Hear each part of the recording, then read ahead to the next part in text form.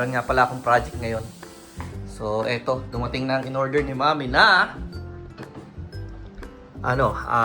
simple spa na bidet. Susubukan nating mag-DIY, mala kung gaano kagaling. At saka meron din siyang blink outdoor. Bale, ang hindi pa dumadating ay yung solar na motion light na ikakabit ko doon sa may garage sa likod. Kasi ay gusto ko maglagay ng camera doon at saka ng solar ng motion sensor na light para kapag lumalabas tayo doon paggabi or pag may tao na lumalapit doon, kung meron man, meron siyang liwanag at the same time liliwanag siya at gagana yung camera. Ito naman, i-connect lang namin sa existing na system na meron kami. Kasi meron na kaming 1, 2, 3, 4 na camera connected dito. 4 na camera na connected dito sa blink namin. Sync module. Mami, ito ay sync module 2. Siguro yung kasama nito is mas bago na. Ha? Sync module 4 na to? Eh baka ito lang kaya gamitin natin, baka mas mabilis. I-google ko kung pwede. Ayan meron kasi siyang kasamang sarili niyang sync module. Hindi lang camera yung nabili mo, napamahal ka. Ha? Talaga lang, wala nang nabibili camera, may kasama talaga wala. May ganyan? Ano ba yan? Tawag dito? Sale ba yan? Hindi naman. Ay, oo, nakasale. Nakasale yan? Daddy, Yun. yung tangkin Oo. Kuhanin ko mamaya. So, ayan. Anahin natin. Yan ang mga kukumpunihin ko ngayon. Tama-tama, wala pa namang pasok. Pero mamayang gabi pala, may pasok na ako. Ito naman, battery ng aking shutter ng camera. Yun. So, nabasa ko na. Medyo alam ko na kung paano ikakabit. Subukan natin. Masusubok ang husay. Yan ang mga kasama niya. Meron siyang tina bulb dito. Ito yung kasama sa box. Para yung supply line papunta sa kasi ito sa tank ng inidoro. Yun yung lalagyan natin ng tea para yung isang mapunta. So ito yung papunta sa tank.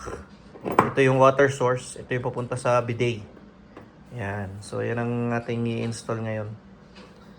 Siguro yung blink ay saka na muna.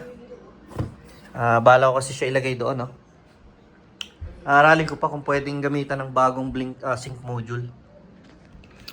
Ayun, pinag-isipan ko pa kung saan ko ilalagay. Kung sa gitna ba or sa bandang sulok nung parkingan natin sa likod. Para kasama ng ilaw, para maliwanag doon. Kasi pag gabi, hindi kasi nung kaliwanagan doon Dito lang maliwanag, dito sa may deck dito. Pero pagdating doon, medyo hindi masyado. A few moments later. Ayun, finally guys, first project done. Nakabit na natin yung bidet. Medyo nagkatuwaan kami dito ng mga dalawang bata kanina kasi tinetesting namin. Pag pinulblast mo talaga, ang sakit sa butas. Ang sakit niya sa butas. Ang lakas ng pressure niya. Pero goods na goods naman.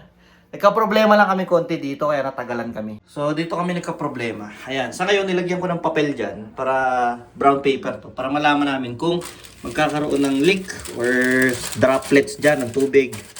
Ayan. So far, dry na dry naman siya. Ito yung mga connections na ginawa natin. So far, pag hinawakan mo is wala namang basa. Ayan, dry na dry. Ayan, dry na dry. Ito dito kami nagka-problema guys. Sa supply line. Ang supply line namin is hindi kagaya ng mga traditional o ng mga usual na bahay na hose or flexible hose ang ginagamit dito. Ang supply line namin ay metal. So pinaghirapan namin to ni Jero na mabend ng konti. Mabend ng konti. Ayan, medyo hindi nga konti Natatakot talaga ako dito kasi binend talaga namin siya. Para sumakto dito. Kasi guys, dati yung tip nito is yun yung rekta dito sa reservoir ng flush, dahil nga nadagdagan tayo ng T-valve dito na ilan to? 2 inches. Kailangan nating tupiin dito. Kung flexible hose to, walang problema. Kaso ito problema kasi nga ay metal siya. Metal pipe siya na diretso. Kung anong tawag dyan. So ito flexible. Naisip ko na, sabi ko, palitan ko na lang kaya to ng flexible sa Home Depot, bibili ako. Pero sabi ko, try na lang muna natin. Kung mag-leak siya, or maputol namin, halimbawa magkaroon ng crack dito, eh di saka na lang ako bibili para mapalitan ko siya. Madali naman yung palitan eh. Ang kailangan lang naman guys dito sa flexible, makuha mo kung anong size nito at saka anong size nito. That's it. Papalitan siya ng flexible. Pero yung nakakonekta sa ano, ito, from the T-valve, papunta dito sa mismong flash natin, no? Sa mismong bidet natin. Flexible ang gamit niya, ayan o. Yan. So far okay naman. Ayan siya. So, once na i-on mo to, gamitan mo dito, flash mo natin.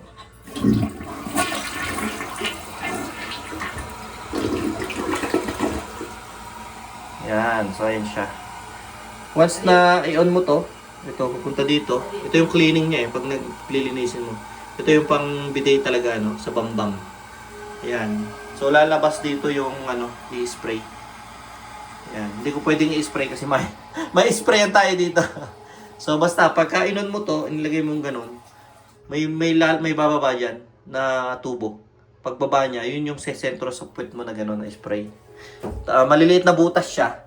Hindi siya isang solid, kundi maliliit siya na butas na i-spray doon sa iyong bambang. O di handspray na siya ngayon, di ba?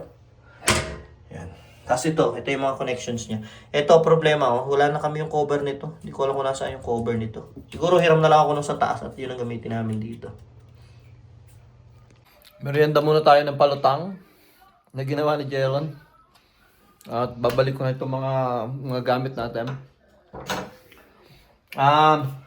Yung bagong Blink na nabili namin, may kasama siyang bagong sync module. Pero itinanong ko kay ChatGPT, sabi ko, halimbawa mas maganda, i-add ko na lang yung bagong camera sa existing naming sync module 2, older version. O gamitin namin yung new version. Hindi ko rin naman napansin, sabi nga ni ChatGPT, wala daw kwenta to. Kasi unang-una, doon kasi sa old sync module, kahit 10 camera daw doon is okay na okay. Pangalawa, ang aming storage doon ay USB kasi napapalsakan siya ng USB. Samantalang itong bago, ito yung butas niya is power source lang. Wala siyang saksakan ng USB. Ginagamit lang siya for cloud. Kung magsasubscribe ka sa cloud nila para doon may store yung lahat ng video, lahat ng kuha ng CCTV. So, ibig sabihin, wala kami subscription. So, wala rin siyang kwenta. Diba? Hindi rin siya magagamit. Dito kasi sa existing namin camera, lahat ng mga 10-second clips or 15-second clips na i-store lahat sa USB, pwede namin balikan. Kaya maganda yung sa luma. At saka sabi nga ni ChatGPT, kayang-kaya daw i-handle kahit 10 camera. Right now, meron kaming 4 na existing camera. So dahil dito sa bagong in-order ni Mami, pang 5 to. So ibig sabihin, kayang-kaya pa. And ang kagandaan dito, dahil hindi naman kalakihan yung bahay namin, ilagay lang namin sa sentro yung sync module namin. Nandun, ayun, nandun. So ibig sabihin, maaabot na niya, mababatuhan na niya ng signal yung front ng house, yung back, garage, indoor, at saka yung mga doors namin. Yung iba, bawat door mayroon. So ayun, naging productive naman ang ating hapon. Sa wakas, dumating na din yung kay Maming pina-order ko rin to sa kanya na yung ilaw sa labas. Bale, to Mami, di ba? Motion sensor na ilaw. So, nandito sa labas nakalagay kung paano siya i-mount. Sa ngayon, bubuksan ko lang muna, sisilipin ko item. Pero hindi ko pa naman i-install kasi ay sa labas ko to gustong ilagay. Isa sa backyard at isa doon sa may paparkingan namin ng sasakyan sa likod, sa back alley. Yan. Sa ano ba tawag sa ganun? Parking, yun? Yung parking space natin sa likod, ano tawag sa ganun yun? Oo, parking pad sa likod. Oh, may remote, Mami! Meron nga. So, meron siyang kasamang dalawang remote. Yun ang nakita ko dito. Ito yung mga pang-mount niya, siguro. Mga tornilyo. Yan. Napindot ko. Bali, 2 piraso nga pala siya sa isang box, no? 2 piraso. Bakit ganun? Ayun pala. Iyon naman pala eh. Yan. So, bali ito itsura niya. Oh. Yan. So, hindi na siya, wireless na siya kasi ay solar siya, no? Wala na palang gata si Jokan. Ayan. So, pwedeng nakaganyan. Pwede naman kung, halimbawa, ilalagay mo sa corner, may angle siya, no? Ganyan. Nagagalaw mo to. Ayan. Sa ngayon, di natin masusubok yung ano nito pala, Mi. Can we see? Ayun, nasusubok pala. Oh wow, that's so bright. Yun. Look, show mommy. Daddy. Put it- Oops. Turn on the light. I saw it. Oh, it was so bright. Bakit hindi siya nag-on off? Oh, baka hindi pa nakakonekta yung ano, baterya niya. May baterya na kaya to, Mi? Baka nakalock pa. Ayan. May guideline eh kung paano mo siya, kung saan mo siya magandang ideal na ilagay eh. Ayun no. Kailangan ay wag siya sa ilalim ng bubong. Siyempre, kailangan Hindi siya makakasagap. So, kaya kailangan talaga nasa open area siya. Yung lalo na tong part na to, yung hindi malalagyan ng shade maghapon. Bagay talaga to ilabas doon. Hindi siya, mami, ibig sabihin hindi ito pwede doon dito sa wall natin. Mamamatay lang to. Kasi malililuman lang siya dyan. Di ba magtatayo ka ng poste? Ngayon, doon sa poste, ang isa nakaharap doon sa parkingan, ang isa nakaharap sa backyard. What? Ayan. That's so bright. Ayan. Nakaganyan siya. That's so Ito bright. yung poste. So, nakaharap sa likod. Nakaharap sa... Liwanag niya. It's not supposed to be zero, right? Hmm. Wow. So, ayan siya. Styrofoam. Saka ako na ipapakita sa inyo kapag na-install natin kung anong kalalabasan. Wow. Ayan. Tinry kong patayin yung ilaw at ginamit ko yung mode 1. Yung mode 1 kasi niya yung pagka may motion, yung mag-on lang siya ng ano. Kasi ginalaw ko tong ano anak, yung tripod ko kaya ano, nabuhay isa. So for 20 seconds siya naka-on, ayun, then mamamatay na siya. Try natin ha. Lalakad tayo dun sa dilim. Okay. Yun. Yun. Di ba? And then for 20 seconds siya naka-on. And then, mamamatay din siya after. Yan lang ang pinakamaganda, tipid sa battery. Kasi yung ibang mode, yung mode 2 tsaka mode 3, naka-dim light siya buong gabi. For 6 hours tsaka for 4 hours. So Mas madidrain niya kagad yung baterya. Hindi kagaya ng ganyan, di ba? Morse code with that because it turns out. Yan. Oh, di ba? Yan. Yun. Okay na, di ba? Install na lang natin sa mataas. Na hindi siya malalagyan ng shade. Kasi yun ang requirement.